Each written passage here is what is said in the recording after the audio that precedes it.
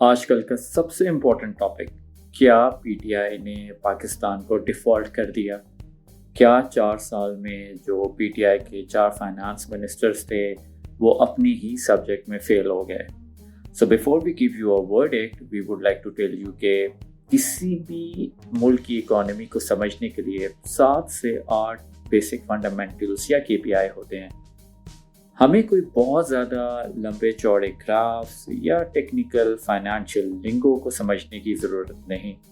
सिर्फ ये 7 से 8 इंडिकेटर ऐसे होते हैं जो किसी भी मुल्क की इकोनॉमी की स्ट्रेंथ या वीकनेस को डिफाइन करते हैं।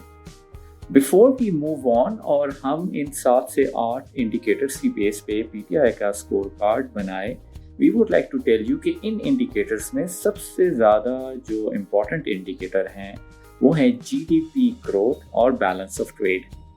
ये दो बैलेंस ऑफ ट्रेड से मुराद सिर्फ ये है कि आपके मुल्क में डॉलर का इनफ्लो कितना है वर्सेस डॉलर का आउटफ्लो कितना है। अगर आपके मुल्क में डॉलर का आउटफ्लो इनफ्लो से ज़्यादा है तो आप ट्रेड डेफिसिट में आ जाते हैं। जीडीपी ग्रोथ सिर्फ और सिर्फ आपकी साल भर की पैदावारी सलाहियत यानी मैन्युफैक्चरिंग और सर्विसेज की एक कम्युलेटिव अमाउंट है। फॉर एग्ज़ाम्पल, अगर आप पूरे साल में 100 अरब डॉलर की प्रोडक्ट्स और सर्विसेज तैयार कर रहे हैं तो आपकी जीडीपी 100 बिलियन डॉलर है। ये दोनों पैरामीटर्स एक दूसरे के साथ लिंक होते हैं। तकरीबन सारी ही इकोनॉमीज़ में आप इन दोनों पैरामीटर्स को इकट्ठे स्टडी करते हैं। You really cannot have an unlimited growth, the GDP growth, without having an optimized balance of trade. Pakistan में जीडीपी ग्रोथ और बैलेंस ऑफ ट्रेड को समझने के लिए सबसे अच्छी मिसाल कार मैन्युफैक्चरिंग की सनत है। जब भी आप ऑटोमोबाइल इंडस्ट्री में तरक्की करेंगे तो आप गाड़ियों की किट्स या सीकेडी इंपोर्ट करेंगे। सीकेडी खरीदने के लिए डीलरशिप कंज्यूमर से पाकिस्तानी रुपीस में पेमेंट लेती हैं। इस पेमेंट के जरिए लोकल मार्केट से डॉलर खरीदे जाते हैं ताकि एलसी खोलकर किट्स इंपोर्ट की जाएं। जो पैसा पाकिस्तानी कंज्यूमर ने कार कंपनीज को जमा कराया होता है, वो पैसा कार कंपनीज लोकल बैंक से डॉलर खरीद कर ओईएम या इंटरनेशनल कंपनीज जैसे होंडा एंड टोयोटा को भिजवा देती हैं।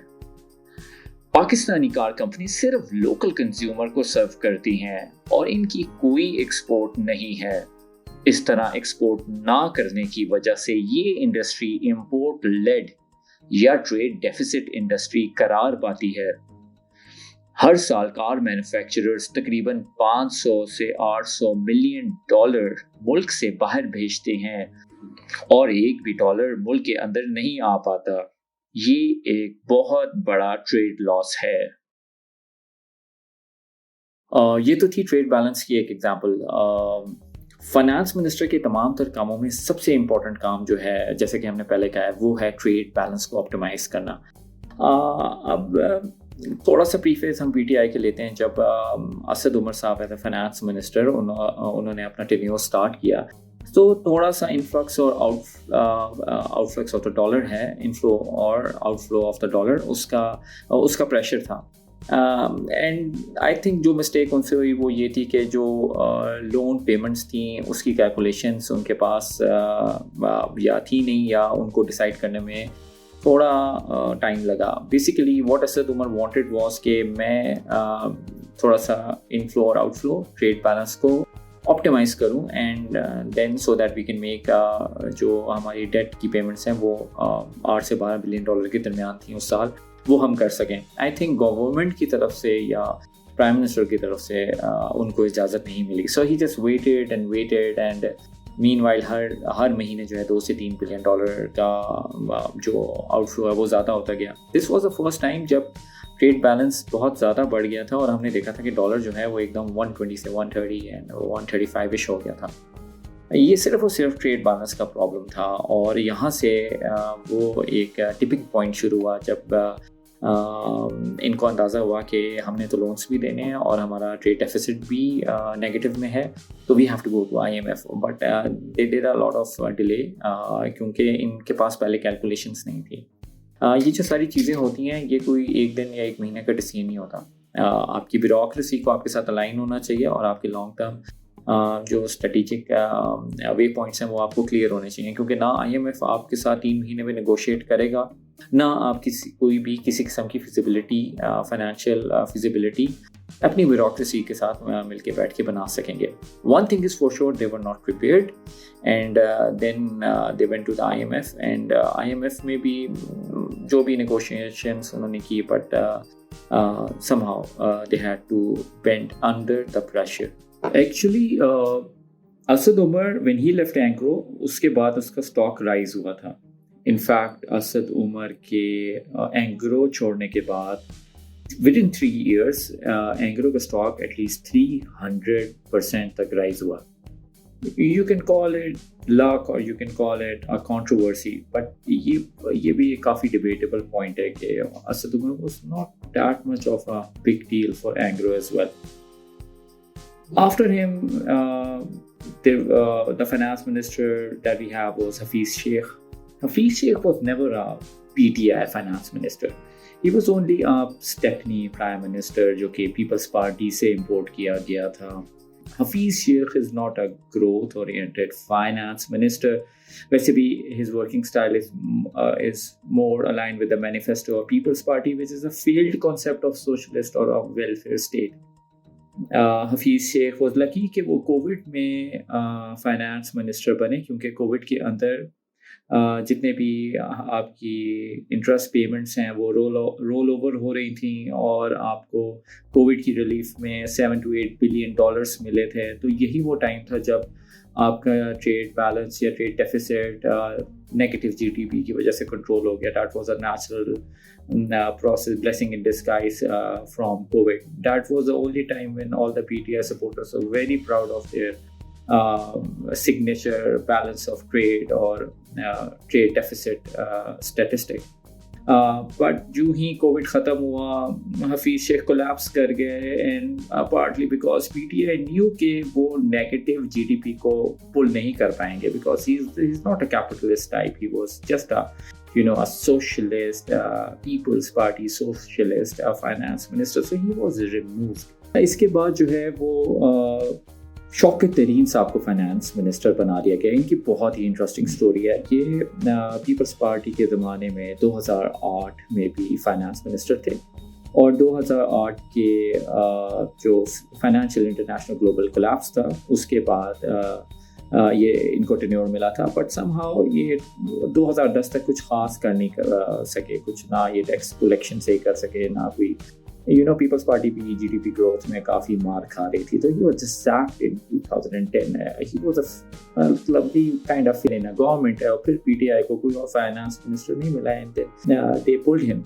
इनकी एक और फेदर इन द कैप भी है।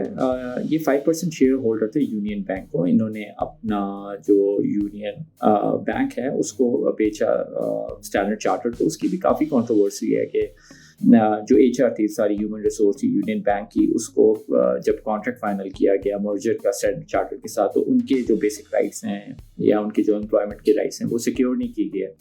सिर्फ अपनी जो है वो डील उन्होंने कैपिटलाइज की, and almost 95 to 97% of union bank HR was fired with in 5 years of the merger. ये साहब इनका स्टेक सिल्क बैंक में भी है, another failed bank, kind of a failed bank. और आप देख लें कि ये एक ऐसी अजीम फाइनेंशियल गुरु हैं जो कि काफ़ी ज़्यादा, अगर आप ये फेल्ड प्रोजेक्ट्स नहीं कहते तो काफ़ी ज़्यादा मीडियोकर बैंकिंग ऑपरेशंस कर चुके हैं, और यही बचे थे PTI को फाइनेंस मिनिस्टर लगाने के लिए। When he became the finance minister, तो इन्होंने एक बड़ी लंबी प्रेस कॉन्फ्रेंस की थी, और उनका एक नोशन था, we are going to open the economy. Open the economy का मतलब ये था कि we will have a massive growth, हम पब्लिक लेंडिंग करेंगे जिससे जो है वो इंफ्रास्ट्रक्चर और इंडस्ट्री को लोन्स मिलेंगे और हम अगर जीडीपी ग्रोथ करेंगे। बट ही सिंपली फॉरगॉट के उन्होंने ट्रेड बैलेंस को भी ऑप्टिमाइज रखना है। सो इनकी जो टेन्योर था उसमें ट्रेड बैलेंस जो हमें कैप करना चाहिए एवरी मंथ अराउंड $5 बिलियन, वो $7 और $8 बिलियन भी हो गया। मतलब 2021 दिसंबर में इन्होंने एक मीटिंग बुलाई अपने ब्यूरोक्रेट्स की, सेक्रेटरीज की, and he was totally panicked क्योंकि उस टाइम उस महीने का जो इंपोर्ट बिल है वो 9 बिलियन पे पहुंच चुका था। So actually he is the main culprit. I think इन्हीं के टेन्योर में we actually hit the iceberg of default. एक के बाद दूसरा, फिर तीसरा और फिर चौथा, ये चारों फाइनेंस मिनिस्टर जो पाकिस्तान का बेसिक इशू है बैलेंस ऑफ ट्रेड का उसको सॉल्व ना कर पाए। इनफैक्ट ये लोग इसको सॉल्व करने की करीब भी नहीं आए। They totally failed to control the balance of trade. Pakistan जो कि एक इम्पोर्ट इकॉनमी है, अगर आप उसमें इंपोर्ट और एक्सपोर्ट या dollar inflow and dollar outflow को कंट्रोल नहीं करेंगे तो हर किस्म की प्रॉब्लम अराइज होते हैं। फॉर एग्जांपल आपका डॉलर राइज होना शुरू हो जाता है। हमने देखा कि 120 से पीटीआई की गवर्नमेंट में 120 से 220 राइज हुआ। It is just because of trade balance. इसके अलावा आपका अकाउंट डेफिसिट इससे बहुत ज़्यादा हर्ट होता है तो आपका इंटरेस्ट रेट राइज होना शुरू हो जाता है। वी जस्ट सॉ कि आपका जो इंटरेस्ट रेट है वो 8% से तकरीबन now it's hovering around 18%। It's about to touch 18%। इससे इन दोनों चीज़ों से इन्फ्लेशन बढ़ती है एंड देन फिर हर तरह के मसाइल जन्म लेते हैं। Basically it's not wrong to say कि जो चारों फाइनेंस मिनिस्टर हैं they completely fail to do their duty during their tenures. And one thing to mention here, हम ये सारी बातें कोविड या प्री कोविड या प्री जो इन्फ्लेशन है, जो इंटरनेशनल इन्फ्लेशन है, उससे पहले की बात कर रहे हैं। ऑयल, वीट, एडिबल ऑयल, ये सारे पीक आउट नहीं किए थे। ये सारी कमोडिटीज़, इवन कोल जो है वो अपनी नॉर्मल लिमिट्स में थी। इवन देन जो पीटीआई की जो पूरी फाइनेंशियल जगरनॉट है, they couldn't just control the balance of trade. ये काफ़ी वरीसम सिचुएशन है कि क्या उन्होंने लैक ऑफ प्लानिंग की वजह से ऐसे किया या there was definitely a gap between their performance and the actual reality on ground. So here is the financial scorecard of PTI government. हम 9 fundamentals को या financial KPIs को mark करेंगे pass or fail में. Number 1 is GDP growth. GDP growth जो है वो average जो GDP growth पाकिस्तान की जा रही थी वो वहाँ से कोलैप्स हो गई। प्री कोविड ही जीडीपी ग्रोथ कोलैप्स हो गई थी। So I don't know why from 5.53 या 2.08 पे कैसे आ गई। काफ़ी मिसमैनेजमेंट थी, डिसीजन की मतलब लेट डिसीजंस थे। और फिर कोविड में, ऑब्वियसली कोविड में तो पूरी दुनिया जो है नेगेटिव में गई थी, बट हम लोग कोविड के बाद कोई 6 या 6+ या 7 पे रिकवर नहीं किया जैसे इंडिया रिकवर किया। 2022 में जो हम 6 पे रिकवर किए हैं उसको हम लोग स्टिल फेल तस्वर करते हैं बिकॉज उसके अक्रॉस जो आपका ट्रेड डेफिसिट है वो बहुत ज़्यादा था।